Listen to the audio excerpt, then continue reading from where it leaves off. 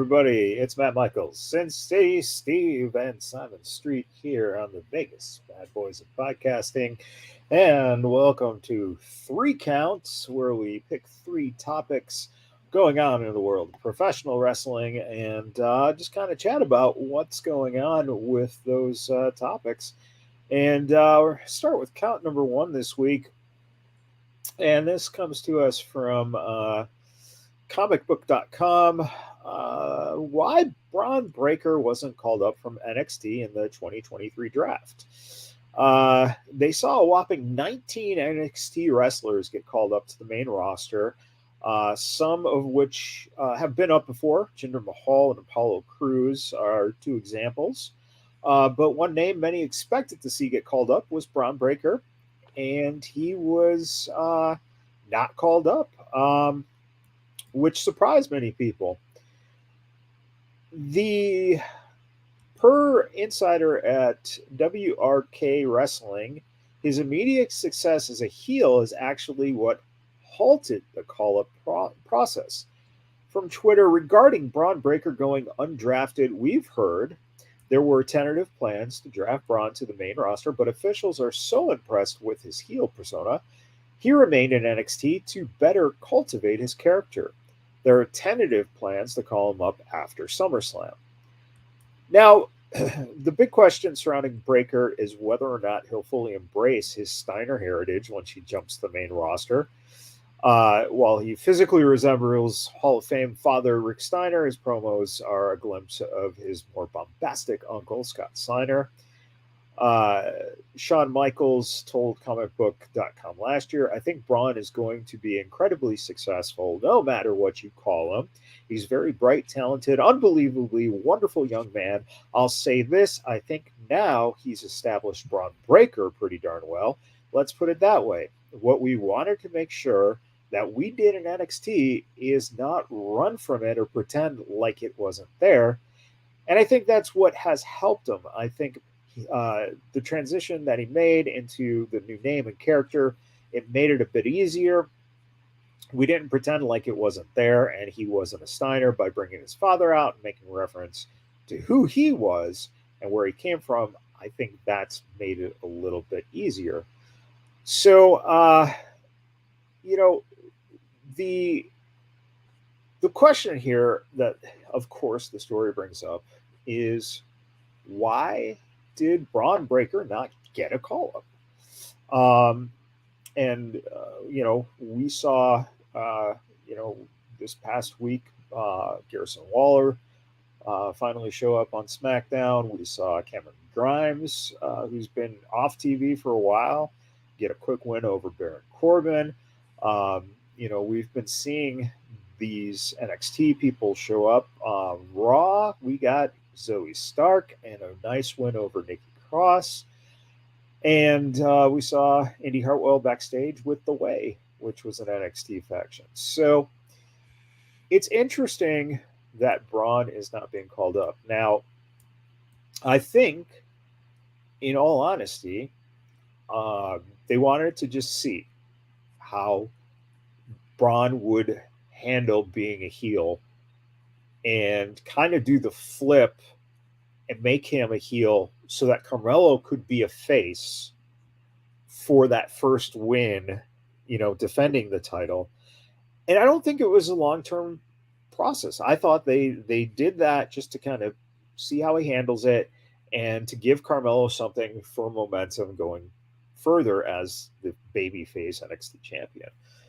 But then you see that Braun Breaker is actually probably a better heel than he is a face, because he's a Steiner.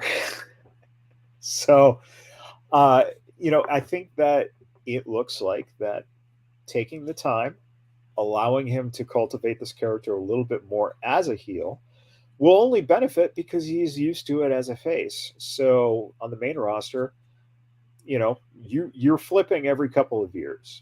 So this is actually, I think, a good thing. And one of the reasons that AEW could use a developmental system, especially now that they don't have Dark or Elevation, to, bring in younger talent and try to see how they work. Simon, what is your opinions on the call up not happening? And do you think there is any truth to the so called rumor that they've heard, apparently, that Braun might be called up after SummerSlam? Well, I can't really speak much to the SummerSlam rumors, although that would surely be something that could work. Honestly, he'll make a splash. I think we all know it's going to happen. We've been talked about the potential upside of Braun Breaker, even outside of his pedigree. I will tell you this. Let's talk about the facts. Is he a better damn heel than him as a face? Yes. Is he a better heel than most people anticipated as far as in the company? They weren't expecting that. I mean, like when you said he was acting like his uncle, I was waiting for him to say something about the hose. Holla if you hear me. Like I was ready because he gives me that same swag. You know what I mean? That same ass swag, and it just goes to show the testament of good angel, bad angel. If you dress up his daddy as the angel and dress up his uncle as the devil, that would be perfect, and it would be that personality. But what I will tell you is this: Battleground's going to be fire, and I'm telling you, what's leading the charge is that Carmelo Hayes and Braun Breaker. Like I'm telling you, man, they couldn't have split it better that way. And I'll close it with this on my end. When you're in NXT, now that everybody is seeing that NXT has a good formula, right? To let's not take the cookies out of the oven prematurely, but let's not leave them in too long, because then ain't nobody gonna want to chew on them hard ass things. Braun Breaker is gonna be your next Roman Reigns, 100%. If you don't know that, then I don't know what show you're watching, or if you've been watching WWE. I don't know. He is. He smells like a Roman Reigns blueprint. He talks like a Roman Reigns blueprint. I'm sure he wipes his ass with $100 bills because that's what WWE has for him. Hell yeah, stay your ass in NXT as long as you can. Work out the kinks with how to be a heel, the best heel you can be. So that way, as what Michael said, you're going to flip-flop throughout your career a couple of times. You know it works. You know it doesn't work. I'm super excited. As I mentioned in the last show before, that entrance that they plugged this upcoming or this week matched with his new heel persona even better. I mean, the shit was fire. Yeah. Steve, when you look at it, here's another guy who is a second generation wrestler. We know where Cody is now, but it took Cody a decade to get there. It looks like Dominic Mysterio is on his way to doing those steps, but Dominic didn't get the luxury of NXT. So here you have another guy who, barring him going down to Mississippi and pulling some scandal like DiBiase Jr., he looks to be set, and will take his place, and ultimately, essentially, like a Roman Reigns, will kind of be put in that position. And almost very exciting, the potential of seeing a Steiner versus Rhodes match down the line, especially with Cody as an ultra baby and Braun as a badass heel. Do you think that in the gist of having these second generation guys, that this is the way to go, is develop him enough so that when you bring him up, basically you're going to probably put him straight into one of the bigger, probably US title or intercontinental titles, right? Without a doubt, man. I think that, I just putting it out there, I did not buy babyface Braun Breaker. I wasn't a fan. Not whatsoever. And, now that he's, done his heel turn, and now that he's shown more of an edge and proven that he can do more than play that white meat baby face that, he doesn't look right playing. It's good that he's actually being cast in a role that's correct for him. He's definitely much more of a natural heel.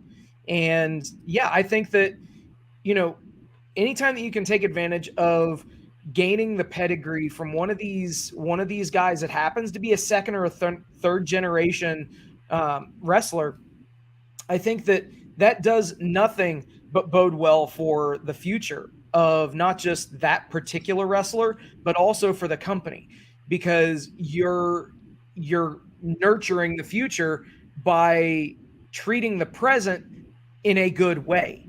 Okay. Sure. So obviously you're not looking strictly to the past.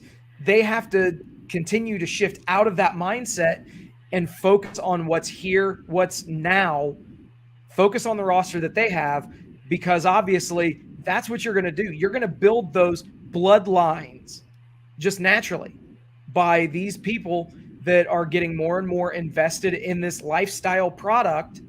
The more and more that professional wrestling is mainstream, the more that it's going to gain attention. And the more and more that these kids that are being born to the people in the business, they're going to be more apt to take up the family business because it is more respected than what it was in years past. And with it being more mainstream, that does nothing but help the future of the product. Yep, and Charlotte Flair is the biggest example of that, I think. Really quick, and just tell me this answer. No explanation. Just each of you, Simon first. Does he get called up SummerSlam time? Does he make a surprise entry in the Rumble, or does he come up the Raw after Mania? Rumble. Okay, Steve? SummerSlam. Okay.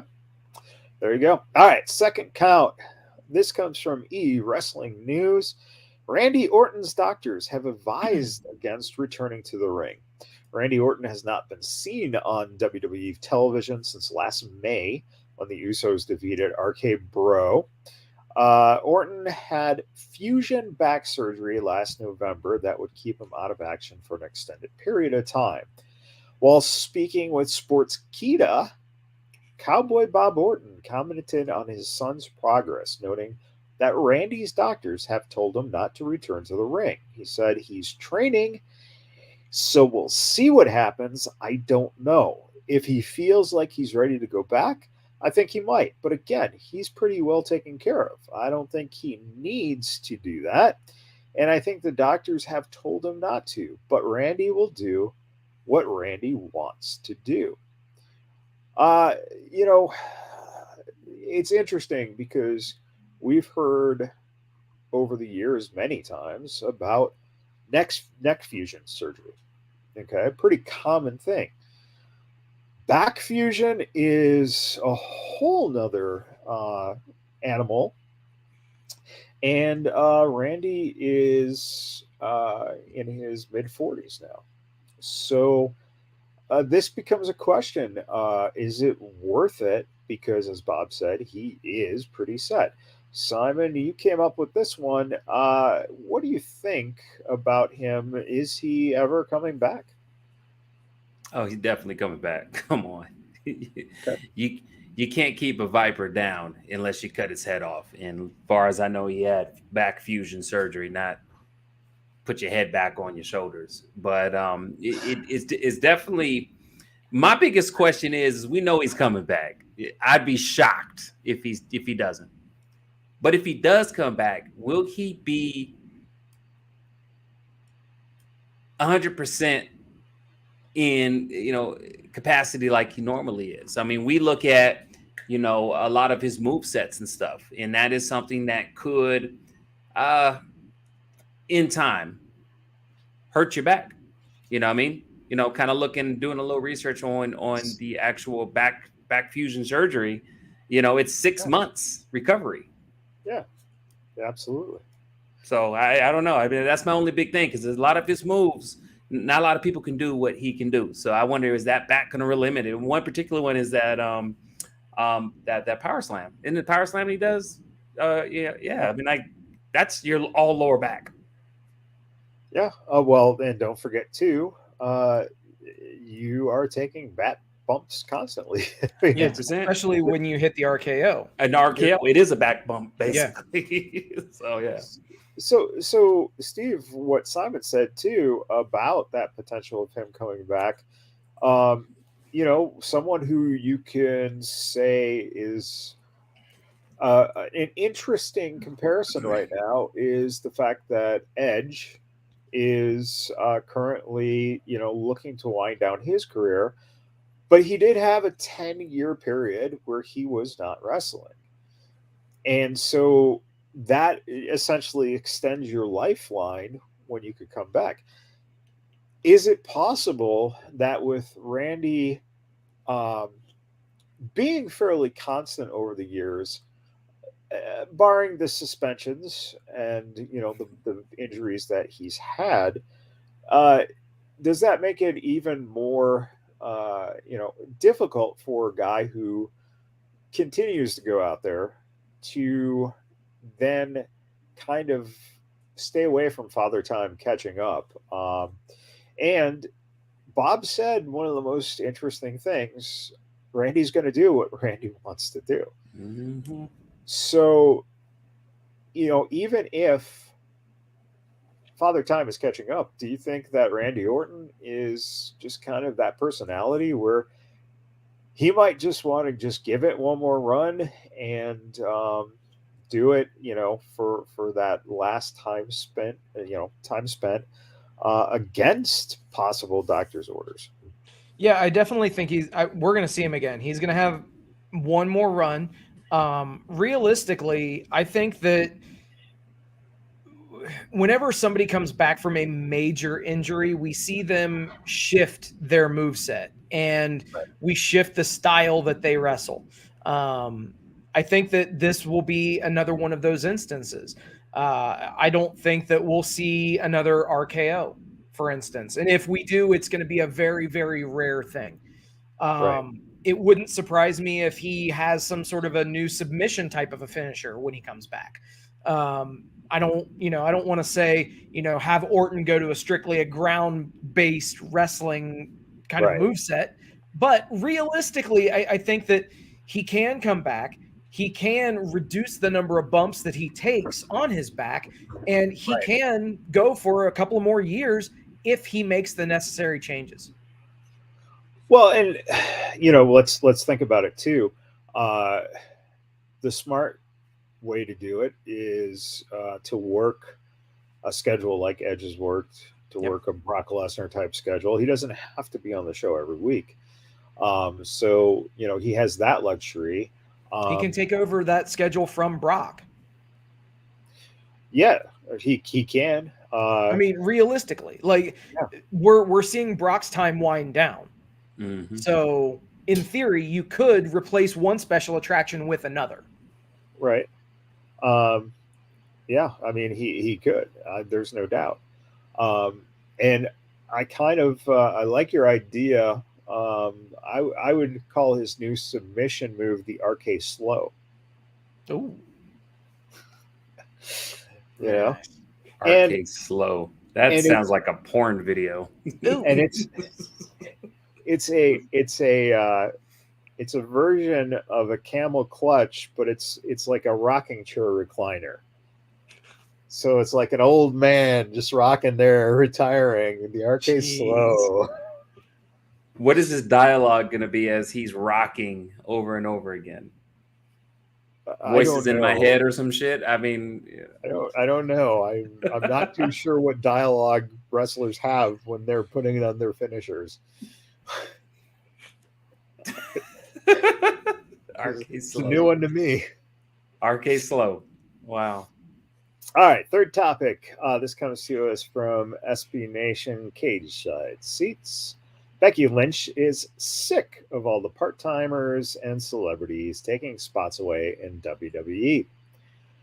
Becky Lynch is sick and tired of watching part timers and celebrities walk in WWE and take important spots from the full time wrestlers. During an interview on Mark Andrews' My Love letter to Wrestling, Becky was asked about which stars outside of WWE she would like to see come in and maybe work with, and the man didn't hold back, expressing her disdain for the idea.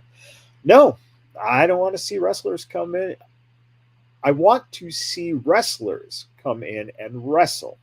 I want to see the people that love this, that work for this, that are working year round, making the towns, wrestling 4 days a week, and not being home to see their family, not being able to take vacations because this is a 52-week a year gig. I want them to get rewarded. I want them to wrestle on WrestleMania. That's what I want. I don't care about the celebrities. I don't care about you. You don't put your blood, heart, and soul into this business. You don't do what we do. You don't sacrifice like we do for this business. You just come in for the spotlight, and good for you. And thank you for bringing in some eyes. But that's not what this business is built on. So if you want to be a Cyndi Lauper and come in and help and manage and put the spotlight on us, then this is great. Put the spotlight on us, but I don't want to put the spotlight on you.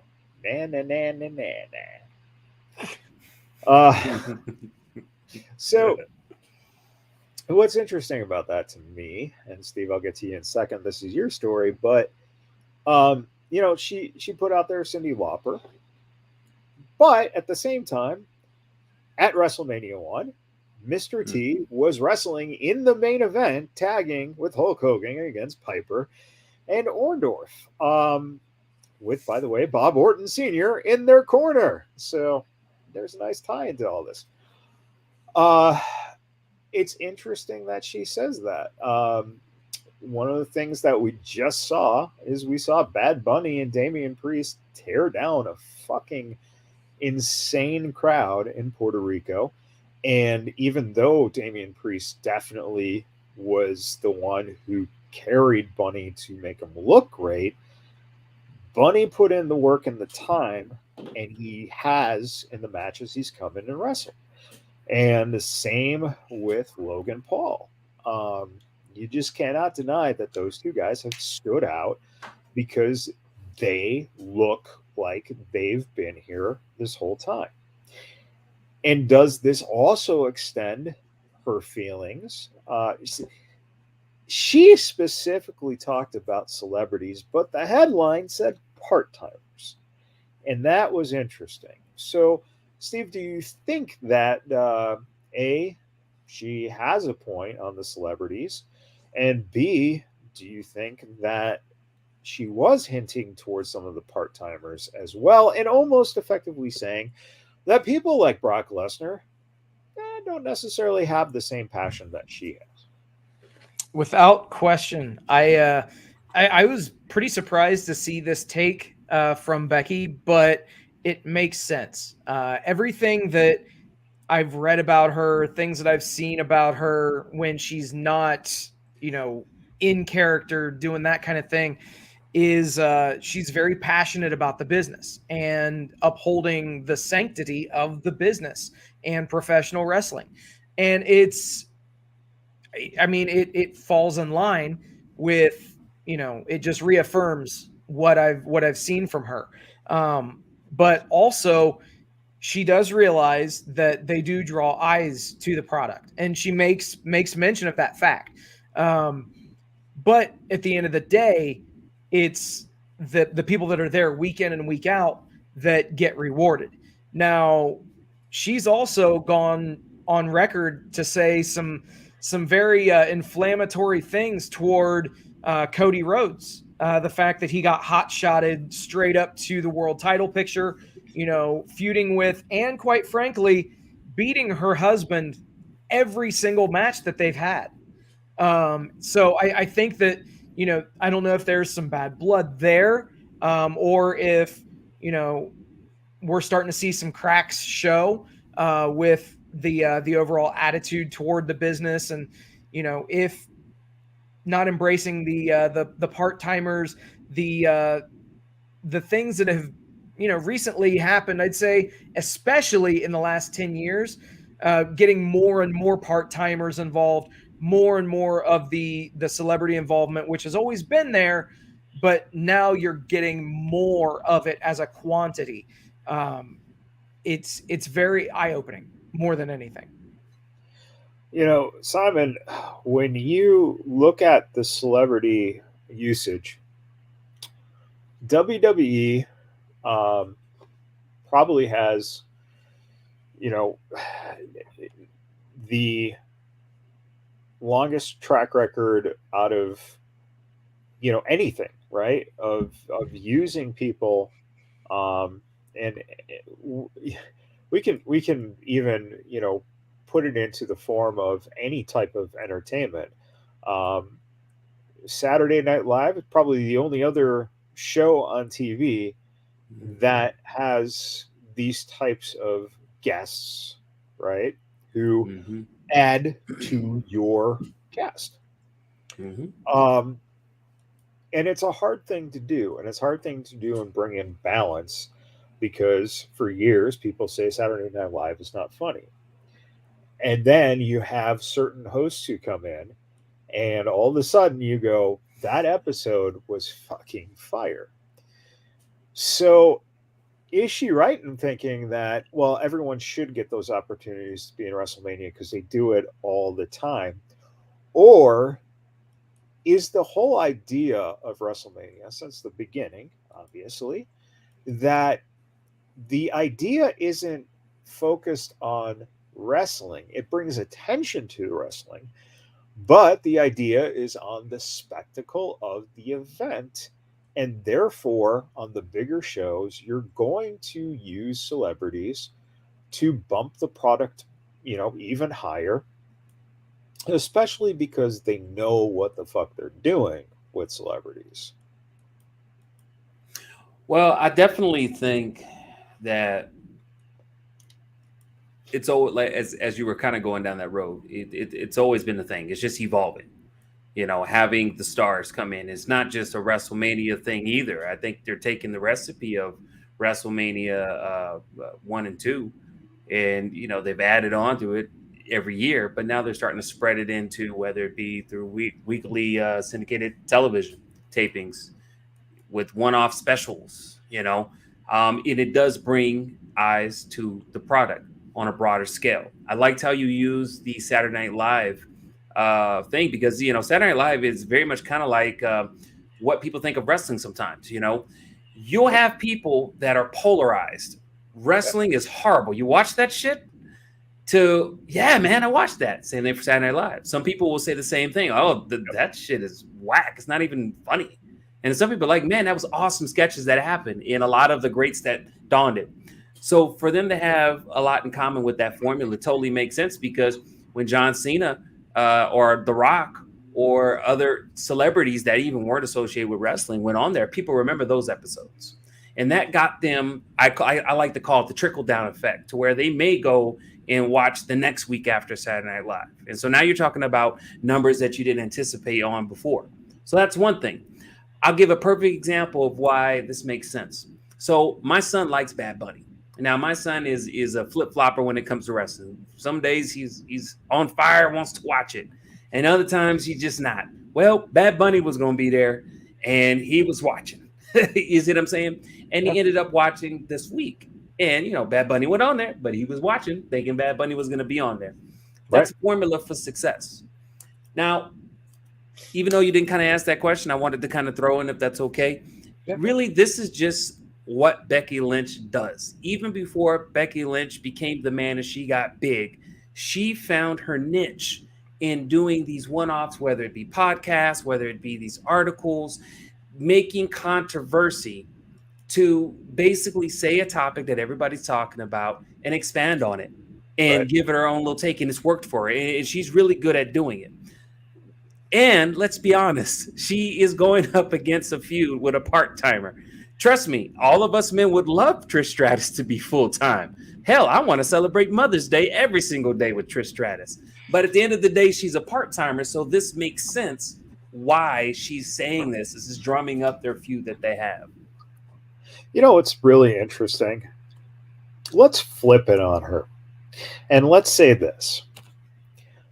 Do The Rock and John Cena and Dave Batista and Roddy Piper, Hulk Hogan, uh, you know, all these guys who have done movies, should they not have gone into the movie business because they were professional wrestlers? I mean, it's asinine. You're in the entertainment industry, Becky. It's as simple as that. You know, It's sports entertainment. well, that's the whole thing. It's not wrestling. All right. You want to wrestle, you go to New Japan, right? But look, New Japan even has a Sasha Banks. Mm-hmm. Yep. So, Mercedes Monet. you know, it's been something for years and years and years that it's broken down into the idea that it's entertainment. And for Becky to come out and, you know, you're right, Simon, she's making her waves. Um, the idea that it's like, oh, these people shouldn't be here. It's like, yeah, but Becky, you just possibly made, because you know Bad Bunny was on a show, or Logan Paul was on a show. You just possibly made hundreds or thousands of new fans for yourself, which means your T-shirt sale is better. You know what I'm saying? Like, they are bringing in more eyes, like she said, but it's even more than that because of the fact that the celebrities bring these new eyes who can become your fan. The part timers, not so much. All right. We know the part timers are established people to bring back some of the older eyes, or to bring back the people who are now moms and dads, who they can say to their kid, "Oh, we got to go see this because this was one of my favorite wrestlers," you know, or, you know, John Cena now, through fame in movies, or Dave Batista or The Rock, they show up on your product and you're getting every single eye you could possibly get because you just covered every fucking angle. So, business wise, if Becky, listen, Seth, don't let Becky run your training company out there in Iowa. That's all I got to say, because it sounds like she's not really in tune. But let me ask you this question though. And maybe I read this article and totally thought different, or maybe I don't have the whole piece of the enchilada. But I feel like, again, this is just her spinning her little web. You know, it's just a work. This ain't even really probably her substantiated opinion. You see what I'm saying? I mean, It could be a work, but yeah, I I think mean, it's totally a work because it sounds more of like the man. If you didn't even know who Becky Lynch was, right? And you hear the man, it wouldn't be a very passive person. Name one no, person called the man that's passive no, and doesn't have an opinion. but if I don't know who Becky Lynch is, that's the whole point. So Becky You're Lynch right. essentially is doing exactly what they do by bringing in the fucking entertainers. Is she's creating a buzz to Yeah. get attention. Jojo Siwa. She's gonna wrestle Jojo Siwa. You watch, mark my words. On this day, I don't Simon know. Street said she's gonna wrestle Jojo Siwa. You I watch. don't know if she's going to wrestle her, but I've said in the past that I agree. JoJo would probably be someone who will end up wrestling at some point. Listen, that's the other thing I was going to bring up, because I'm glad you said that. If you look at the history, it's funny she said Cyndi Lauper, because most of the involvement from celebrity women has been non wrestling capacity. Snooki, Maria Menounos. Oh, Anyone else you can think of? I mean, honestly. Um, so good point. yeah. So what happens when they find a bigger name female, someone who might be associated with maybe being an action star, or you know, someone who's in? Well, let's say they got Godot, the you know, Wonder Gal Woman. Gadot, Yeah, Superwoman, you know, she's retiree. she's she's an action hero. What if they were able to get her to come in and wrestle Becky Lynch. Do you think Becky Lynch would be going, eh, Oh, she's definitely gonna do it. And if you Yeah. think about it, You you make would a really want good point. Becky. Well, that's the thing. You would want Becky. Do you see what I'm saying? If yeah, because she's gonna be safe, she's definitely gonna protect you, and she's gonna make you look good. So at the end of the day, it's like customer service 101. That's why I said she's got to know. I mean, come on, you're married to Seth Rollins, and Seth Rollins is pretty much a wrestler's wrestler. Do you see what I'm saying? I haven't heard nothing negative about him at his school. absolutely. I mean, so obviously, if you, and I'm not saying that every married couple shares the same ideals, but I am saying that Seth Rollins knows this business frontwards and backwards, right? So does She she. knows the same. Yeah. You would assume, right? No, well, we know. Yeah. But that's the thing. The thing is that the business is associated with getting a buzz. And whether it be you bringing in people or you going out and giving interviews, everything leads to that attention coming back to the product and the company. And it's a very simple formula. And it's funny that, that Becky would take a staunch wrestling stance in an era where if you're in the WWE, you know what the whole purpose of it is. It's a money machine. We know that. 100%. 100%. So, and I think it's funny because you can compare AEW. AEW has problems with their celebrities. Why? Because they don't know how to do it. AEW is a wrestling company. If Becky wants to wrestle, go to AEW. And you'll get more fucking eyes on AEW per week now by bringing in Seth Rollins and Becky Lynch because of why? The fact that they were established in the biggest entertainment company in the industry of professional wrestling. So it all comes around to the fact that you make the fan who wants to follow you. And eventually they make a baby who then becomes a fan who wants to follow you. And if your lifespan in wrestling is 25, 30 years, you've got potentially 3 generations of fans watching you in one family. Hey, it's all about exposure, man. I mean, me and my son said the other day, looking at Trish Stratus, like he straight up said she's hot, and I said, "Yes, son, I know." That was a great generational sharing. I mean, it was awesome. That's awesome. Funny too, because I believe you told me that the first exposure your son had to professional wrestling was the China sex tape. No, not that one. Not that one. That was an accident. I had to explain to him that she had tripped and fell, and he had to check her temperature. I'm joking. That's how X-Pac got one night in China. There you go. Only one night. That's more nights than what Dom will have in Mommy. I don't know. That's a whole nother conversation about. You better watch out and not touch your butt too much and be posting that shit. Yeah, about wrestling couples and what happens when you take entertainment to the next form of reality. And Buddy Matthews is now. But isn't it weird though how they send those pictures? But I always wanted to hear Buddy Matthews say, "Yeah, dude, I banged your sister." Not really. Well. I mean, that would be great. I think that it's wonderful that, and probably thought out that it was his real life girlfriend. Yeah, that is Dominic's. Exactly. I think this was thought out. But then on the second point, you want to talk celebrities? Well, he did date Alexa Bliss forever, and then. Yeah. When they broke up, and after a while, Ryan Cabrera ends up marrying Alexa Bliss. It's all like friends in it, anyways, right? We all we're one big community, and we all know each other, and there's a little bit of DNA in everybody.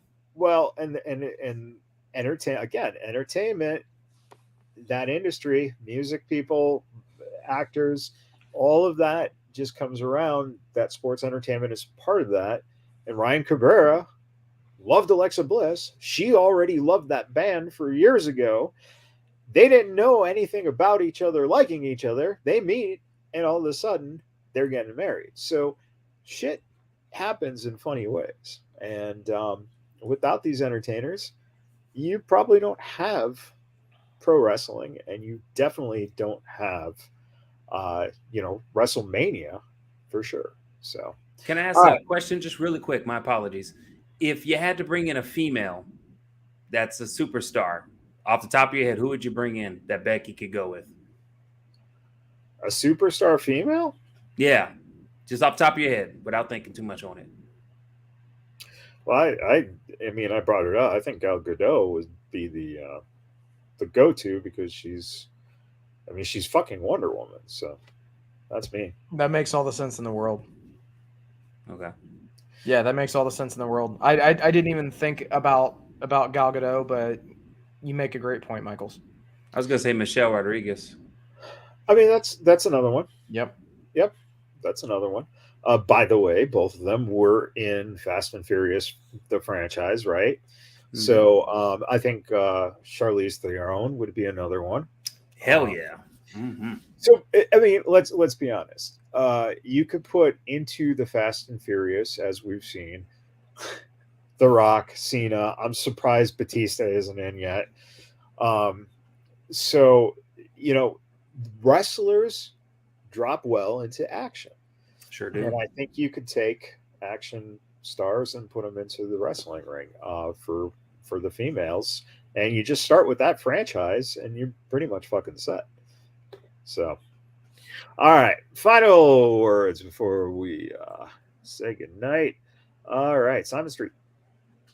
Well, I just wanted to say to all the mothers out there, thank you so much for from one guy, and I think all of us can speak for us. Our moms have made a big impact in most of our lives, and have always been there for us. Probably understand us, probably better than our dads sometimes.